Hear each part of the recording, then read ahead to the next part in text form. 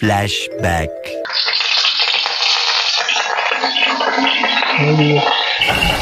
இது ஒரு குக்கிங் வீடியோவாக இருக்கும்போது ஒரு சிம்பிள் வெங்காயம் தக்காளி இது ரெண்டும் மட்டும் வச்சு ஒரு சிம்பிளாக ஒரு 5 நிமிஷத்தில் ஒரு தொட்டுக்க செய்ய போகிறோம். ஸோ பார்த்தீங்கன்னா இப்போ வெங்காயத்தை மட்டும் நான் நறுக்கிக்கிறேன். அதுக்கப்புறம் எனக்குலாம் வெங்காயம் இருந்துச்சுன்னா கண்ணில் தண்ணியே வராதுங்க. 12 seconds later. ஓ மாலா எரிச்ச தாங்க முடியலடி பேன 12ஆம் நம்பர்ல வை. ஸோ பார்த்தீங்கன்னா தக்காளி இருந்தாச்சு, வெங்காயம் இருந்தாச்சு. எண்ணெய் சட்டி எடுத்துப்போம். சின்ன எண்ணெய் சட்டி போதும். எண்ணெய் பற்ற வச்சுருவோம்.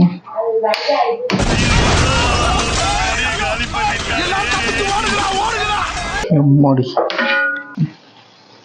போதுமான அளவுக்கு எண்ணெய். 2 seconds later.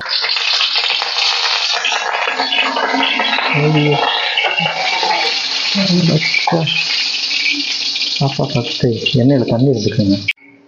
சாரி காய்ஸ், பூண்டை மறந்துட்டேன். பூண்டை மறக்காமல் வெட்டி போட்டுருங்க. இப்போ அதையும் பொடிப்படியாக நறுக்கி போட்டுருங்க. வெறும் மிளகாத்தூள் இருக்குல்ல, ஸோ அதை பார்த்தீங்கன்னா போட்டுக்கிட்டேன் உள்ள. அவ்வளோதான், முடிஞ்சிருச்சு காய்ஸ். வெறும் தக்காளி, வெங்காயம், வெறும் மிளகாத்தூள், அப்புறம் பூண்டு. ஸோ ட்ரை பண்ணி சப்பாத்தி தொட்டு சாப்பிட்டு பாருங்கள், ரொம்ப சூப்பராக இருக்கும். ஸோ நெக்ஸ்ட் பார்க்குறேன்.